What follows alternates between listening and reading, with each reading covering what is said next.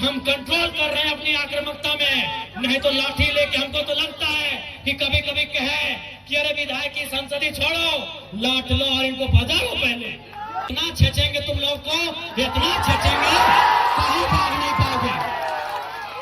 हाँ, बनाएंगे झारखंड को 1970-80 का झारखंड बनाएंगे, जब आप सब पेट में एक नंबर करते थे। बनाएंगे झारखंड को 1970-80 का झारखंड। हाँ, मैं याद है वो इतिहास कि एक ऑफिसर को हमारे बाप दादा ने पारसनाथ का ढोलकंडा पहाड़ चढ़ाया था, वो साला आज तक नहीं मिला, कहाँ गायब है? नहीं जाओगे, नहीं निकलोगे बाहर, नहीं जाओगे। अरे तुम्हारी परछाई 24 घंटा साथ नहीं देती है, ये पुलिस का ठिकाना है? एकदम इस बार मुकाबला हर पार का होगा, क्योंकि हमने खून पी रहे हैं। साला झारखंड बनाने के बाद हम लोग खून पी रहे हैं, खून के आंसू रो रहे हैं। बेशरम प्रबंधन वालों, यहाँ दामाद बना के उनको रखे हो जिनका बाबूजी का एक बित्ता जमीन नहीं गया। तो बोल दे कि विधायक जी पब्लिकली बोल दीजिए तो हम बोल देंगे। मैं आपको बता रहा हूँ, इसी कोयला अंचल से हमारे नाम से 1.5 करोड़ का सुपारी दिया गया था, लेकिन जिसको दिया गया उस शूटर ने क्या कहा मालूम है कि जयराम महतो में हम अपना बचपन देखते हैं, हम ये सुपारी नहीं लेंगे। ये इस विधायक की बोली ऐसी है। तुम करोड़ों का ठेका लेते हो, तुम अरबों का ठेका लेते हो, और हमारे लोग विदेशों में 12,000 की नौकरी के लिए मर जा रहे हैं। इसीलिए मेरा बोली है कि मार देंगे, फाड़ देंगे, और जरूरत पड़ा तो कबाड़ देंगे, झारखंड की धरती से कबाड़ देंगे। अब हम लोग गेट बंदी करने का काम करेंगे, और याद रखिए गेट बंदी में अगर कोई लाठीचार्ज हुआ, अगर सीआईएसएफ ने लाठीचार्ज किया, झारखंड पुलिस ने लाठीचार्ज किया, तो हम सीआईएसएफ से झगड़ा नहीं करेंगे, हम झारखंड पुलिस से झगड़ा नहीं करेंगे। हम जो भी अफसर अब अंदर में बैठे हैं, बाहर अगर निकल गए तो खदेड़ के मार देंगे। और आपको भी कह दें, बिल्कुल अगर हम लोग धरना में बैठे, यदि गेट जाम हुआ, यदि तालाबंदी हुआ और सीआईएसएफ ने अगर लाठीचार्ज किया, यदि झारखंड पुलिस ने लाठीचार्ज किया, तो हम उनसे पंगा नहीं लेंगे। उसकी लाठी में जितना जोर है वो चलाएं। अगर हमारे शरीर में सहने की क्षमता है तो सहेंगे, लेकिन एक भी अफसर अगर गेट से बाहर निकल गया तो गाड़ देंगे, ये भी हम लोग को परवाह नहीं। एक भी अफसर बाहर निकल गया, एक भी अफसर अगर बाहर में मिल गया, तो उसके साथ वही सलूक करेंगे जो सलूक हमारे साथ किया जाएगा। क्या आपकी भुजाओं में ताकत रही कि नहीं रही? मेरे झारखंड के लोगों, आपके बाजुओं में वो ताकत है या नहीं है? अगर है तो अपनी ताकत को आजमाइए, अपनी ताकत को परखिए, क्योंकि लड़ाई यार पार की है। अब हमें नहीं लगता है मांगने से अधिकार मिलेगा। अरे मांगने से मनचाहा भीख नहीं मिलता है, सवाल अधिकार का है। मांगने से मनचाहा भीख नहीं मिलता है, सवाल अधिकार का है। लड़ना होगा, भिड़ना होगा और सामने वाले को कबाड़ना होगा। अगर मेरा बात भड़काऊ लगे तो मेरा साथ छोड़ दीजिए, मुझे कोई हक नहीं आपको भड़काने का। लेकिन अगर मेरा बात जेन्युइन लगे कि आज झारखंड में कोई मर्द का बच्चा है, कोई माई का लाल है, वो जयराम महतो है, जो कहता है सीना ठोक के कहता है और सही कहता है। क्योंकि मैं भी मानता हूं, मार देंगे, गाड़ देंगे, ये एक सभ्य भाषा नहीं है। मैं मीडिया बंधुओं में मानता हूं, मैं स्वीकार करता हूं, ये एक विधायक की भाषा नहीं है, एक पढ़े लिखे नौजवान की भाषा बिल्कुल नहीं है कि मार देंगे, गाड़ देंगे, नहीं है ये भाषा। लेकिन कहावत है ना कि मरता क्या नहीं करता। आज मेरे लोग दुबई में मर रहे हैं, आज मेरे लोग नाइजर में मर रहे हैं, आज मेरे लोग सऊदी में मर रहे हैं, आज मेरे लोग मलेशिया में मर रहे हैं, आज मेरे लोग सिंगापुर में मर रहे हैं, आज मेरे लोग देश विदेश में मर रहे हैं। इसलिए एक विधायक होने के बाद भी मेरी आवाज ये निकल रही है कि मार देंगे, गाड़ देंगे और जरूरत पड़े तो फाड़ देंगे। ये खुशी में नहीं बोल रहे हैं, ये मजबूरी में मेरी बोली है। मैं मानता हूं ये एक विधायक को कतई शोभा नहीं देता है, एक विधायक की बोली नहीं होनी चाहिए ऐसी। लेकिन क्या करे, क्या करे, अंदर से खून खौल रहा है, लोग अपने भाषा में बोलते हैं कि बिसाए के लिए, तितार के लिए, तब तक ये बोली निकल रहा है। और क्यों नहीं निकलेगा? 20 साल का नौजवान, 25 साल का नौजवान 12,000 15,000 की नौकरी के लिए विदेश जा रहा है और मर जा रहा है।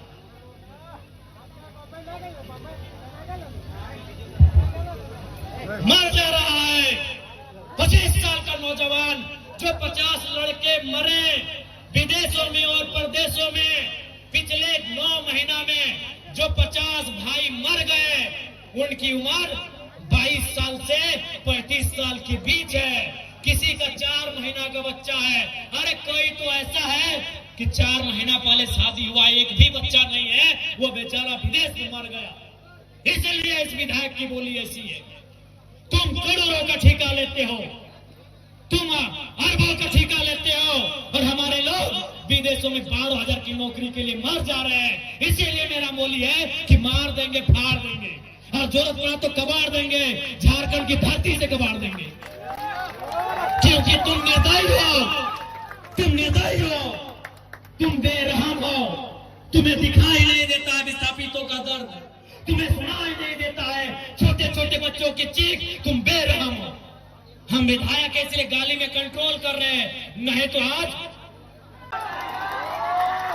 तुम्हें दिखाई नहीं देता है रेतों की पीड़ा, इनका आंसू, इनका तकलीफ। आज रेतों के बच्चे प्रदेशों में हैं, विस्थापितों के बच्चे विदेशों में हैं, और क्या 12,000 15,000 की नौकरी के लिए मर जा रहे, बुरी तरह मर जा रहे हैं।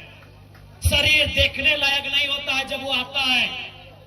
मां इनकार कर देती है हल्दी देने से। अरे मरने के बाद हमारा नियम है हल्दी देना, मां इनकार कर देती है, हल्दी नहीं देंगे बॉडी में। पत्नी देख नहीं पाती है शरीर को। इसलिए सुन लो डीवीसी वालों, इस बार अगर धोखाधड़ी हुआ तो भाड़ में जाए विधायकी। हम याद करेंगे उस इतिहास को, हम बनाएंगे वही माहौल। तुमको जो कबाड़ना है कबाड़ो, हम वो माहौल फिर बनाएंगे। 70 वाला माहौल बनाएंगे, 80 वाला माहौल बनाएंगे, बिल्कुल बनाएंगे। हमारे लोग दुख से मर रहे हैं विदेशों में, और तुम यहाँ करोड़ों का ठेका लेते हो। बेशर्मी की हद कर दी है। तुम बेरहम हो, निर्दयी हो, तुम क्रूर हो, तुम अहंकारी हो। जिन्होंने जमीन दिया आज वे नौकरी नहीं करेंगे, नौकरी को बेच रहे हो, दलाली कर रहे हो। इसलिए हम बनाएंगे झारखंड को 1970-80 के दौर वाला, जब अफसर लोग पैंट में 1 नंबर करता था। हम बनाएंगे उस दौर को। हाँ, तुम्हारा सामना करेंगे, हाँ मारेंगे तुम लोग को। लट से मारना होगा लट से मारेंगे, मुक्का से मारना होगा मुक्के से मारेंगे। क्योंकि तुम लातों की भूतों बातों से नहीं मान रहे हो। तुम याद करो बेशर्मो 1991 की वार्ता को, याद करो डीवीसी के बेशर्मो, बेरहमो, याद करो 1991 की वार्ता को। क्या हुई थी वार्ता? बेरहम लोगों, तुमने नहीं माना वार्ता को। हम ठेका लिए राजा हरिश्चंद्र मरने का, हमने ठेका लिया है। पटक के मारेंगे, एकदम मारेंगे।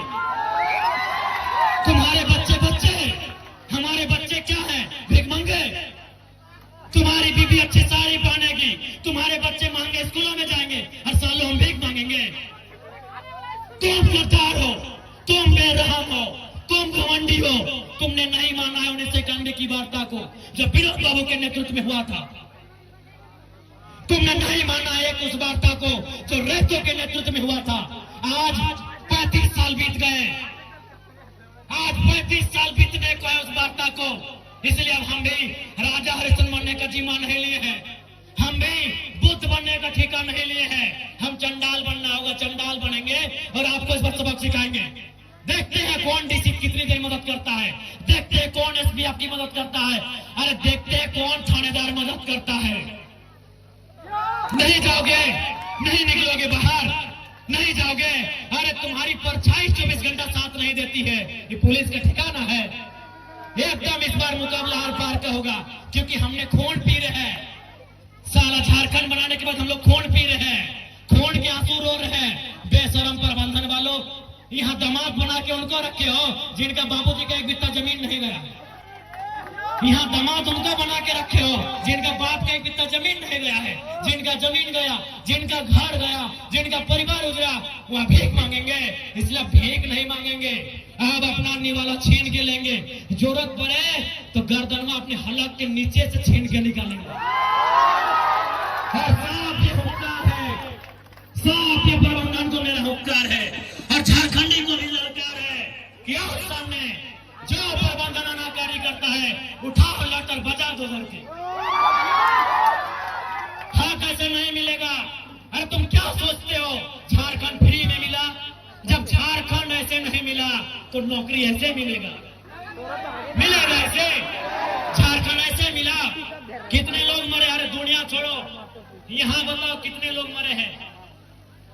अरे बोकारो जिला में बताओ ना, नाम गिनाएंगे तो सुबह से शाम हो जाएगा। एक जिला में सुबह से शाम हो जाएगा। इतने लोग मरे हैं झारखंड बनाने में। क्या लगता है ये बेईमान बेशरम लोग फ्री में नौकरी देंगे? बिना संघर्ष के देंगे?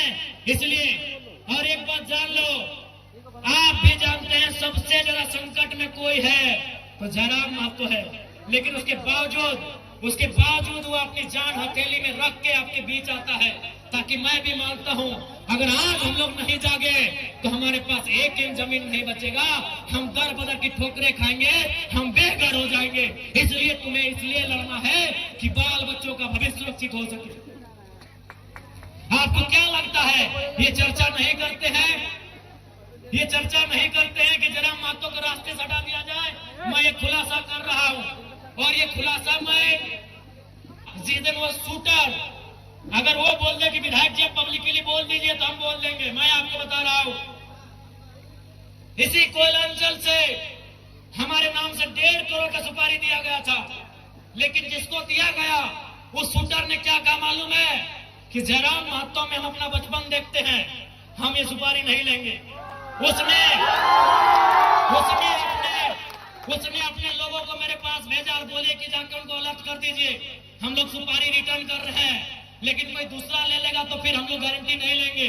उनको बोलिए वो सुरक्षित रहे, लेकिन हम उनका नाम और सारी चीजों को क्लियर इसलिए नहीं करेंगे क्योंकि एक प्रोटोकॉल होता है। अगर वो शख्स बोल दे कि अब पब्लिकली प्रेस में आके बोल दीजिए, हम उस दिन बोलने में हमको डर नहीं लगेगा। 1.5 करोड़ का सुपारी सिर्फ इसलिए गया था कि ये सब पे बात करता है, ये कंपनी पे बात करता है, कोयला पे बात करता है, ये करप्शन पे बात करता है। ये आपको मैं एक सच्चाई अपनी बता रहा हूं, लेकिन उसने लेने से इनकार कर दिया कि जयराम महतो में हम अपना बचपन देखते हैं। वो आज भी मिट्टी से निकलकर बाहर आया है। तो इनको ये आपको क्या लगता है कि इनको हमारे शब्दों से, हमारे विचारों से, हमारी आवाज से इनके पेंट गिली नहीं हो रही है? ये तैयारी कर रहे हैं, ये इस बात की तैयारी कर रहे हैं कि शक्तिनाथ महतो की तर्ज पर इसे हटा दिया जाए। ये इस बात की तैयारी कर रहे हैं कि हमें ठिकाने लगा दिया जाए। लेकिन मुझे पूरा विश्वास है कि अगर इस बार झारखंड की जमीन से लहू बहा तो इस बार इतना ही कहेंगे झारखंड के लोगों, चाहे लहू किसी का बहे, इस बार चिता मत जलाना, उस चिते को रख देना, उस चिते को छोड़ देना। अगर जलाना हो तो ऐसे बेरहम बेईमान पदाधिकारियों का हौसला जलाना जहां तुम्हारा अधिकार, जहां तुम्हारा हक आज भी वंचित है।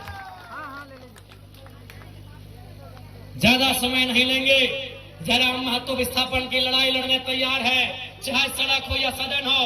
आपने देखा होगा, सबसे पहले मैं माननीय मुख्यमंत्री और दीपक बिरुवा जी को धन्यवाद दूंगा कि आज एक बुलंद आवाज विधानसभा में उठने के बाद उन्होंने विस्थापन आयोग का गठन तो किया, लेकिन उसका अध्यक्ष और समिति का विस्तार कब होगा यह मुख्यमंत्री जी को तय करना होगा, जल्द करना होगा।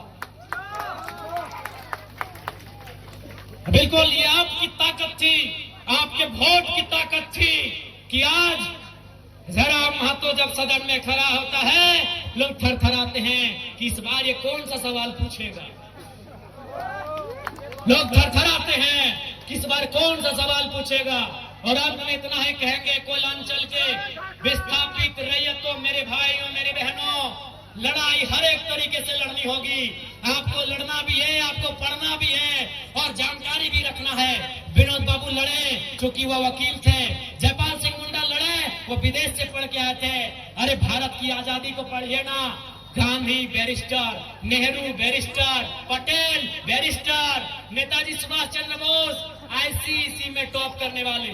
आईसीएस मतलब जिस समय होता यूपीएससी, उस समय आईसीएस था, Indian civil service. Netaji Subhash Chandra Bose कौन थे? इंडियन सिविल सर्विस का एग्जाम को पास करने वाले थे, यानी उस समय के कलेक्टर बनने वाले थे नेताजी बोस। गांधी कौन थे? Who was Gandhi? Who was Ambedkar? Barrister. आप जितने बड़े क्रांतिकारी नेताओं का नाम लेंगे आपको पता चलेगा बहुत पढ़े लिखे थे। Gandhi was barrister, Ambedkar was barrister, Nehru was barrister, Patel was barrister, सभी पढ़े लिखे लोग थे। और नेताजी उस समय के डीसी मान लीजिए ना, आज के डीसी, आज जो डीसी का है वही नेताजी बोस को मान लीजिए, उस परीक्षा को पास करने वाले नेताजी। इसलिए पढ़ना भी होगा, तुम्हें जानना भी होगा, तुम्हें अध्ययन करना होगा, तभी इस लड़ाई को सार्थक कर पाएंगे। क्योंकि रात हो जाएगी और हमको भी लगता है कि बात करने से तो रात और फिर सुबह हो जाएगी, लेकिन फिर आपको घर जाना है। और मैं प्रबंधन को साफ कह दूंगा, अगली लड़ाई के लिए तैयार है, अगली बार गेट बंदी तालाबंदी के लिए तैयार है। अगर आपकी तरफ से अनहोनी हुई तो अनहोनी का उत्तर अनहोनी से दिया जाएगा, अनहोनी का उत्तर अनहोनी से। तो पुनः ज्यादा समय नहीं लेंगे, पुनः मैं सबको यही कहूंगा, लड़ाई के लिए तैयार रहें, अपने हक की आवाज के लिए तैयार रहें। अब आमना सामना होगा, लड़ाई यार पार की होगी, इस बात के लिए आप तैयार रहेंगे।